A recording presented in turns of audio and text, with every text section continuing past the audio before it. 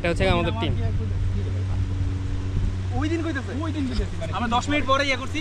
না উনিও পাইতো না, আমরা ভুল হোটেলে গেছিলাম, তারপরে নেক্সট হোটেলে আসছি ওই সময় যায় বলে আমরা আরে দেখছে আমি তো পাসপোর্টের কথা খেয়ালই করি।